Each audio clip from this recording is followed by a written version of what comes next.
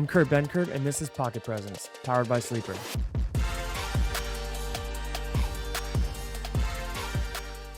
Welcome back to another episode of Pocket Presence. This time, we're going to talk Steelers. Mike Tomlin just got a 3-year extension. I don't know what amount of money it was for. I did not see those details, but I know he got extended. I will say it was really impressive what he did last year with that roster that he had, that quarterback situation he had, and honestly, the offensive coordinator he started with in the season. It was not good football to watch. The defense was stellar, per usual, and some way, somehow, the Pittsburgh Steelers always have a chance.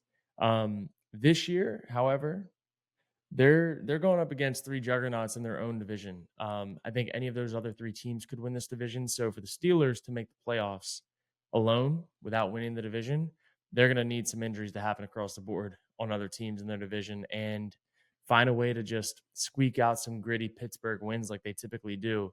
But the odds are stacked against them this year. Yeah, I don't know how you feel about the Steelers coming into 2024. Last year, they felt to me like one of the least interesting teams in the NFL. Whenever there was a Steelers game on a primetime slot, standalone game, I sort of groaned and thought to myself, I have to watch a really boring football team come out and play. But this offseason, they managed to do some things that I think, at least storyline-wise, will pique my interest. We're going to talk about the quarterback situation today, the offensive coordinator, who you have a bit of a history with, Mike Tomlin obviously getting extended, which I saw a lot of discourse from Steelers fans online about how they felt about that. And then you have a defense, which is really solid. But before recording, I learned that it was the oldest defense in the NFL last year. So you have this sort of changing of the guard, maybe, where you have this new crop of players coming on offense and then a defense, which is aging out of the window where you can maybe be competitive. But I want to jump in first. The offseason additions that made the most amount of headlines, and I think will be what we're talking about into this offseason. Primarily, Mr. Unlimited, Russell Wilson, Justin Fields, of course, the new offensive coordinator, Arthur Smith, and then some of his Atlanta Falcon retreads that he brought over. Which sticks out to you as possibly being the most impactful addition of this offseason?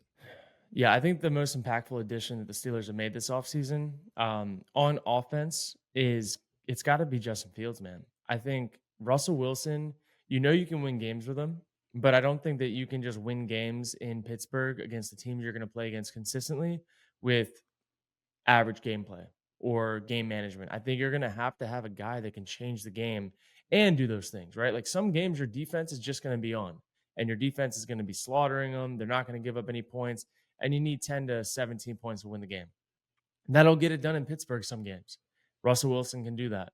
But I don't know if I trust Russell Wilson at this point in his career and from what we've seen last year to really get them over that hump and be electric and be Mr. Unlimited that he used to claim he was. And I also look at their roster of like Najee Harris, Jalen Warren, they got Cordarrelle Patterson, like George Pickens as their wide receiver one, who George Pickens is a dog. I hope they start feeding him like one because it felt like he was only getting 3 targets a game sometimes last year. And then out of nowhere, he'd have this nasty back shoulder that you can't guard. I don't know, man. I look at them across the board on offense and I'm thinking maybe Arthur Smith is the perfect guy with how he calls offensive games to be that weird 8-9 win team this year. Maybe. Like, I don't know. Or it's going to be a complete dumpster fire. And I just don't know if Russell Wilson's gameplay will be able to elevate them enough with how he has to play the game now, what we've seen from him and how he navigates these fourth quarters and whatnot to really be a competitor in the AFC North. I think Justin Fields can be that guy. I think that Justin Fields could really benefit from watching Russell Wilson in the beginning part of the season navigate like a game manager. Justin Fields needs a little bit of game manager in his game himself.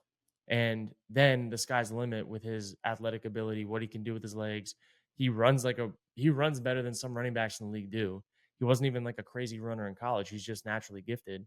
So yeah, that's kind of what I look at them on offense. I think Justin Fields could be that hidden gem for them. I also look down on their roster a little bit in the receiver room. Like they got Roman Wilson, who I'm pretty excited to see what he can do. Quez Watkins has shown flashes, but he kind of disappeared the last few years in Philly.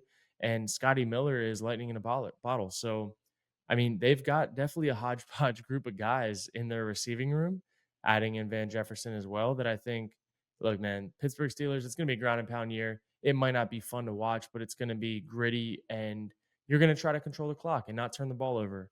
And it somehow worked for the Denver Broncos last year when they stopped giving up 70 points a game.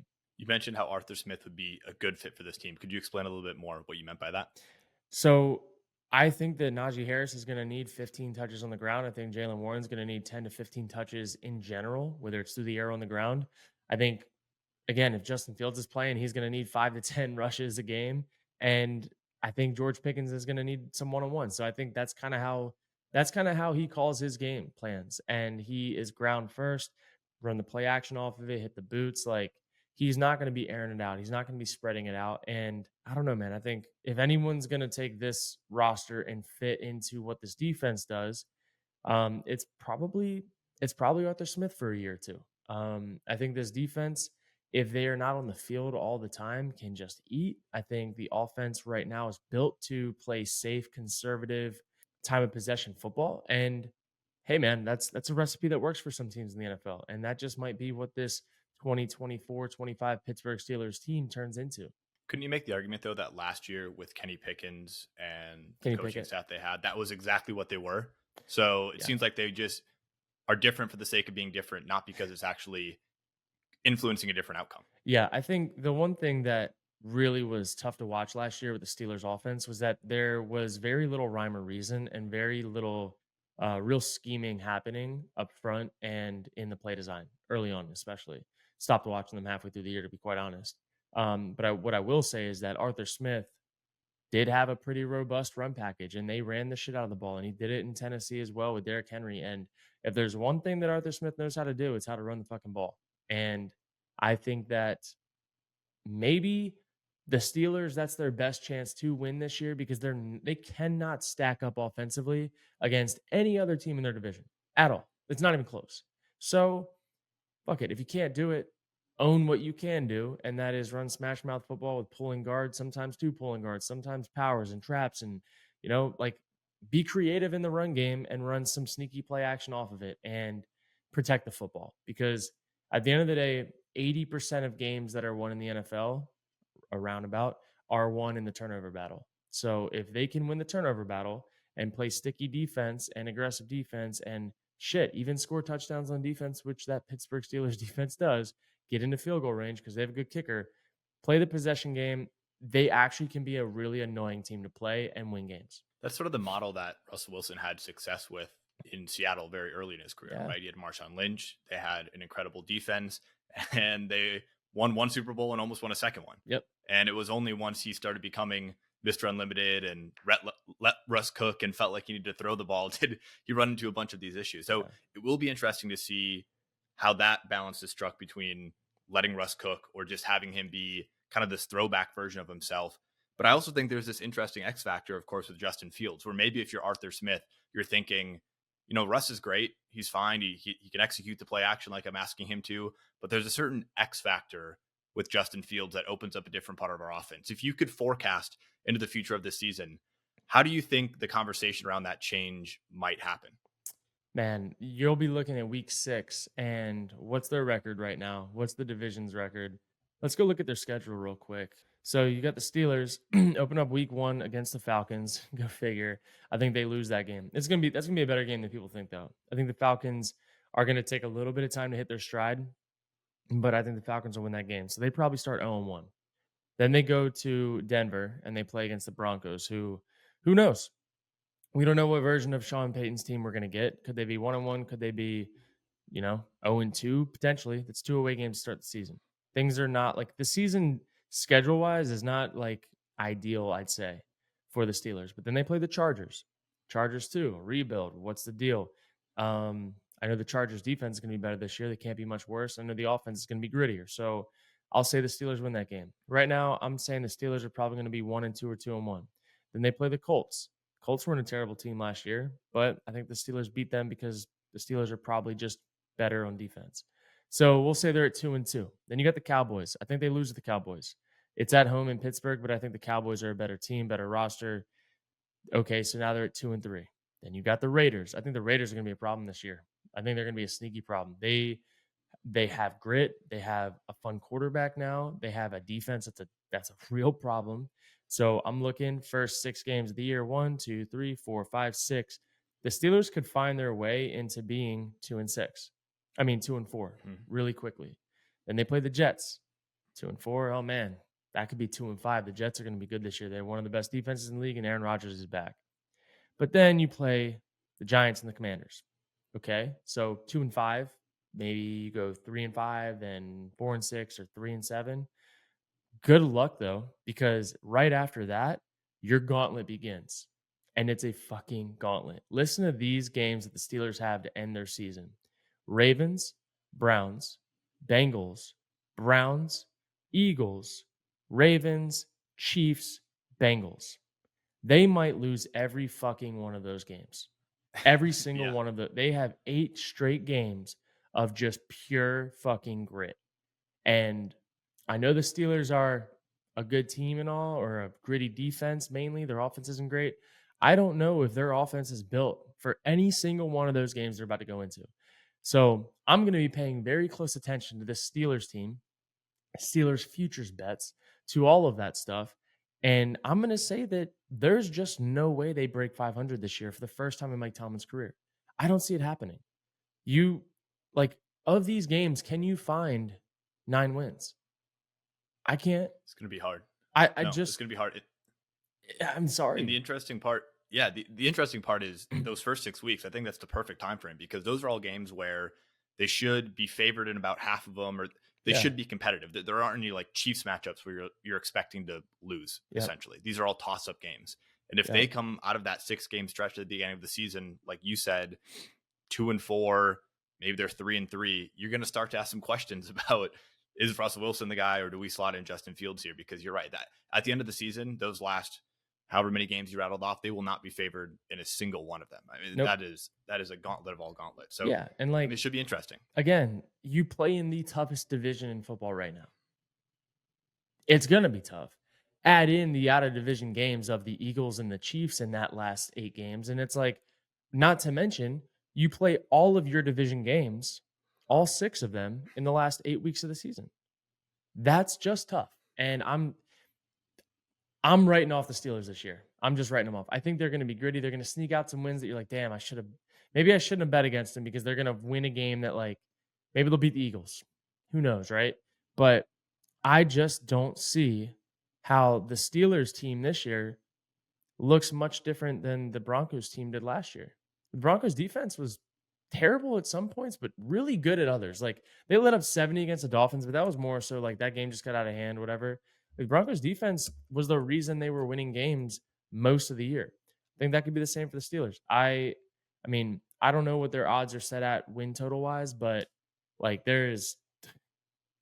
I'm sorry, Steelers fans. I'm sorry. At least you got both your quarterbacks that are on your roster right now for free, essentially. Their win total is 7.5 on the year. No fucking chance. There's no chance. There's no chance they get 8 wins. Can I find 8 wins on the Steelers schedule? Maybe 1 with the Broncos, maybe 2 with the Chargers, maybe 3 with the Colts, 4 with the Giants, maybe 5 with the Commanders, probably not. That's it. I don't think the Steelers win more than 6 games this year. If they win 7, I'd be shocked, but they won't win 8 games. The Steelers will not win 8 games this year. And that's an interesting line that Vegas sets, because Tomlin is probably the most consistent coach in NFL history and has 20 consecutive seasons with 8+ wins. And you mentioned that 3-year extension he just inked.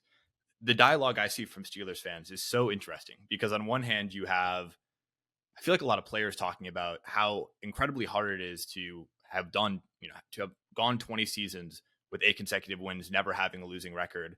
But on the other hand, you have fans that have kind of grown tired of this talking point that he's Mr. Consistent, because I think if there's any place, any city in the NFL where winning seasons, you don't hang banners for winning seasons, Pittsburgh is probably one of those places. They're expecting divisional championships, deep playoff runs, Super Bowls. And right now they have a coach that's banging the drum on the fact that he can win 8 or 9 games every single year. So how impressive do you see this streak of 20 consecutive seasons with 8+ wins being? Is it something that Steelers fans should be happy about, or do they have a right to be a little sick and tired of this talking point? To be honest, I don't even look at this as a Tomlin problem as much as this is a roster problem. Who manages their roster? How did they let it get to this? You can't look around the league and see what some of these other teams are cooking with and see your kitchen and think you're cooking with the same shit, because you're not. Like, your defense is like that. Your defense is definitely a problem. You have TJ Watt, obviously. You got Patrick Queen, who you just picked up, who I think is going to be a problem. You got Joey Porter Jr., who's a problem. You got Minka Fitzpatrick.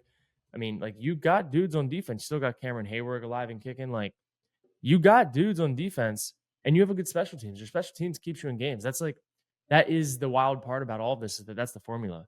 But when you look across the AFC North, you have Deshaun Watson, who at one point was an MVP candidate, considered one of the top 5 quarterbacks in the league.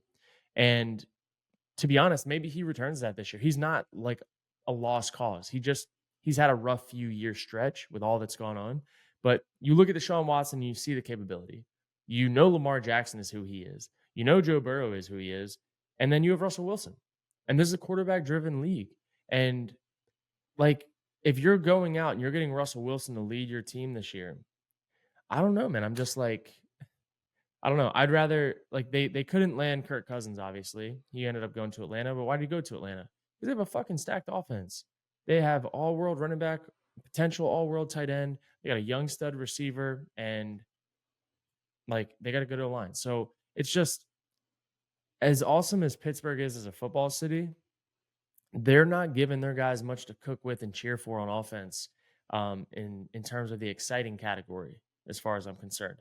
I do think, though, that George Pickens is a dog. I will say that until the end of time. He can do things at receiver that some dudes around the league just cannot do. You have to give credit to the Steelers.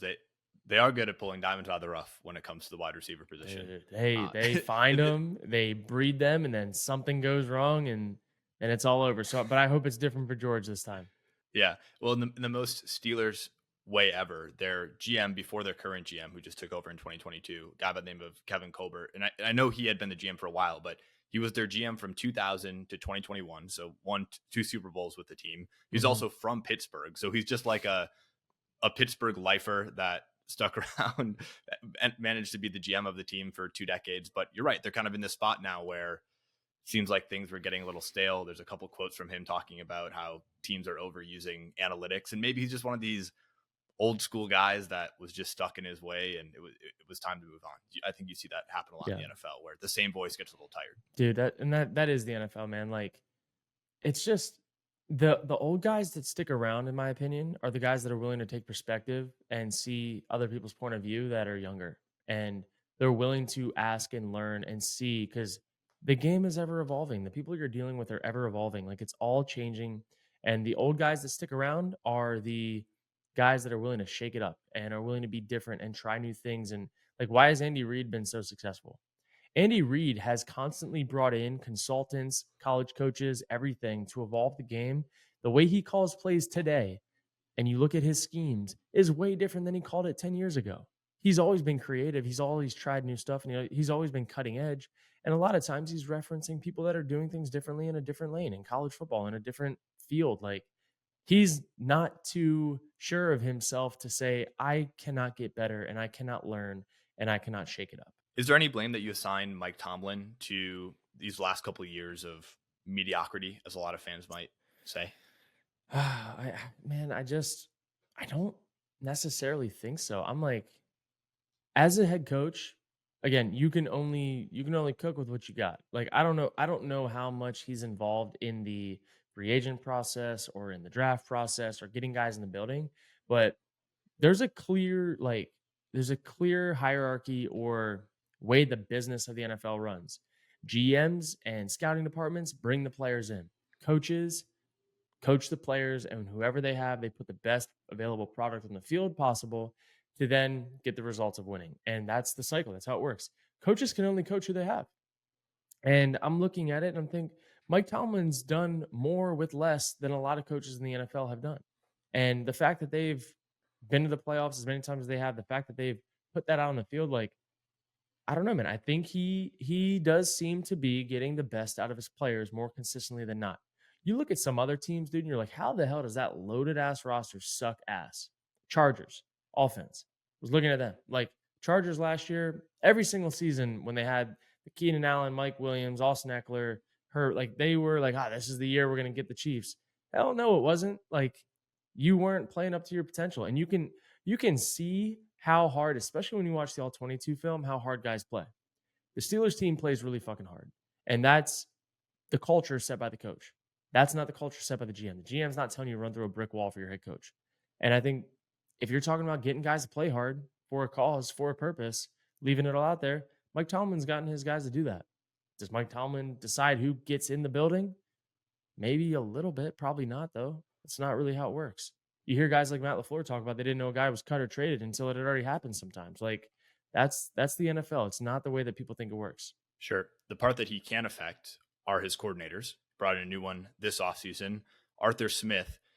What do you think the logic is behind bringing in Smith? You mentioned how you see him as a good fit. Do you think the Steelers are bringing him in because of that running game expertise? I think it's the only play right now. I don't know if there was anyone necessarily more available, better that was available.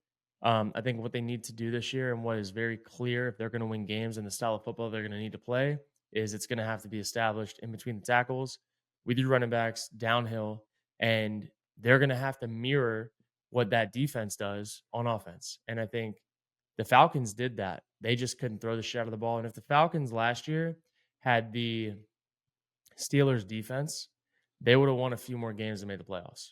And I think if that's all you're trying to do is try to get to the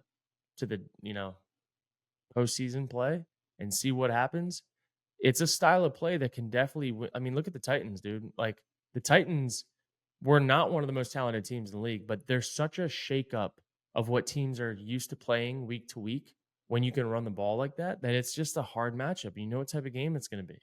And I think that this is a not last ditch effort by Mike Tomlin, but this is a hey, in the building phase of where we're at with transitioning to a new quarterback that's older and this and that, and maybe we need a few years in the draft to really fill the pieces. Like it kind of made sense to me, and I see what he's going for. So you're seeing this as like a last hurrah, like a last stand. I mean, Yeah. I think we talked about it before.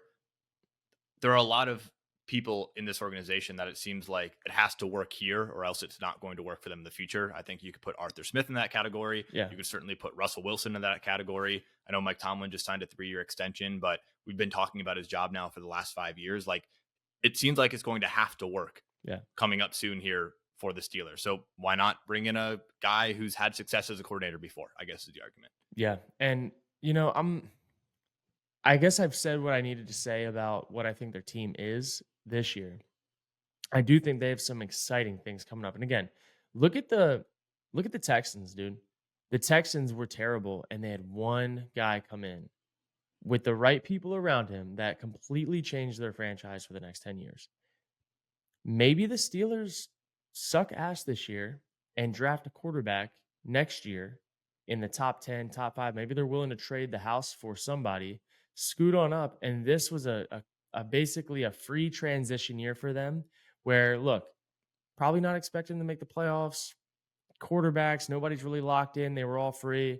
We have a good ass defense and we got some young players we're adding this year. Give us a year to add more players next year, maybe the year after. And we're like right back to now being where Lamar Jackson's almost 30. Joe Burrow's getting, you know what I mean? Like Deshaun Watson, who knows what? Like they got to win their division first. They got to play to win their division.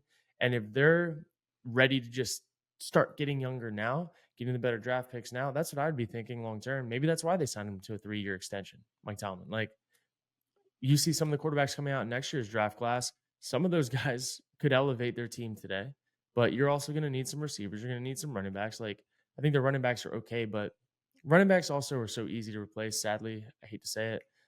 There's only a few in the league that are unreplaceable and their production cannot be duplicated. Christian McCaffrey, Chubb, like when he was thriving, some of those guys. So that's kind of what I'm looking at, man. I'm like, also they want to give a little shout out here. They got the Wilson brothers in the draft this year. They got Roman Wilson, receiver in the 3rd round, and they got my sleeper of the draft, Peyton Wilson, linebacker out of NC State in the 3rd round, who I thought was a 1st-round pick. Found out he plays with no ACL. That was his injury deal. Like he doesn't have an ACL, I think, or maybe he doesn't have two. I don't know what the full diagnosis is. So that was his like reason for falling, but didn't seem to hurt him. He was balling out, running his low 4s, 40s, and just smacking people. And I'm excited to see that style of play that he brings to the table in Pittsburgh. And I hope he can find his way into the starting lineup because a guy like him next to Patrick Queen with TJ Watt on the field, that's the type of gritty defense that I'm like, yo, Baltimore Ravens won a Super Bowl with Joe Flacco, and they had Ray Lewis, Terrell Suggs, Ed Reed. Like they had those dudes. And I'm like, I don't know, man. You can make a run with a good defense, but you've got to play damn near flawless offense and take care of the football. So I don't think it's this year for them, but they're gearing up. I think the Steelers are gearing up. Yeah, let's close it out here. I think the big storyline this offseason is going to be this quarterback room. Yeah. Do you think there's going to be discussion of a quarterback battle this offseason? Is it Russell Wilson's job until he loses it in the middle of the year? Or is there a chance that Justin Fields could be the starter week 1? Dude, I mean, you know what's crazy? We're going to watch these guys play in preseason. There's no way Russell Wilson's not playing in preseason this year. They're going to need him to. Like, they can't go into the season without Russell Wilson playing in preseason. Anything can happen in preseason. And I promise you, Justin Fields has zero pressure. We've never seen Justin Fields play without pressure. And he's played some good football in stretches on a bad team. I mean, look at the offense that Justin Fields had to play with, the players he had to play with, like the O-line he was behind. I'm just saying, dude, I think that Justin Fields could be the guy for the Steelers at this point, at some point next year. The only shitty part is that if they start out 2-4 and he comes in, lingering right around that corner is that 8-game gauntlet that one of those guys is going to have to play through. And we should not be judging them based on that 8-game gauntlet. That's all I'm going to say. If you have to play the Ravens twice with their defense, the Browns twice with their defense, the Bengals twice, trying to keep up with them, the Chiefs with their defense, and the Eagles, I'm not going to judge any quarterback too harshly, especially knowing what his offensive situation looks like and with what their play style looks like. So keep that in mind, that when we circle back to all of this later in the year and maybe they start out bad and they bench Russell Wilson and then Justin Fields comes in for a few games, lights it up, then he starts playing the Ravens and the Browns and all that shit. Like, let's not be too harsh on him, because we know what those matchups typically look like for any quarterback that has to play against those defenses. So just keep everything in perspective as we're talking about the Steelers this year, some of these young QBs and what they're going to have to go through. Okay, Kurt, we try to keep these things positive, these case studies positive. You seemed a little skeptical that the streak of 8+ wins would continue, but I need you to sell a little bit of hope to Steelers fans. They've been struggling in mediocrity for far too long, and I just need you to let them know that there is a light at the end of the tunnel. Steelers fans, listen up. I'm not here to sell you hope. I'm here to sell you excitement. And what you guys have on defense is really exciting. And when you have a good defense, anything can happen in the NFL. We've seen it time and time again. We've seen the Ravens win with a defense that was star-studded. We've seen other defenses carry their teams all the way through, regardless of how bad their offenses are. And I'm not saying your offense is going to be terrible, but I'm not excited about it. But you have a lot to be excited about on the defensive side of the ball. And just remember, defense can score points too, and so can your kicker.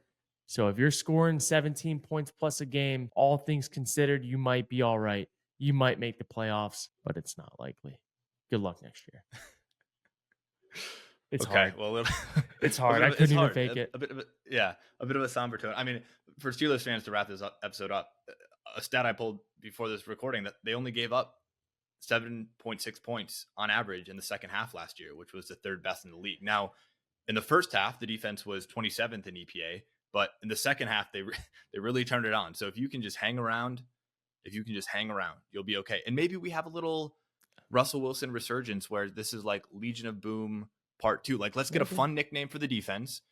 Russell Wilson plays clean football, and I think there's a bit of hope that we could sell. There's something. There's a bit of hope that we could sell. Yeah, there's something there. Like, we'll know. Like, I'm skeptical, but again, if you can't score points on that defense, you can't win the game anyways. So I think Russell Wilson can score you 7 to 14 points a game. Like, give him 7 to 9 drives in a game. He'll probably give you 7 to 14. So show up, defense. Show up. You get paid. We can hope. Well, they get paid. They get paid to play football too. Yeah. We'll be back next week with another case study. Let us know in the comments a team that you might want us to break down. We've been well traveled through the AFC North, so maybe a team that's out of left field. Maybe a team that not a lot of people are talking about. Could be fun to break down. But let us know. We'll be back next Friday with another episode. See you then.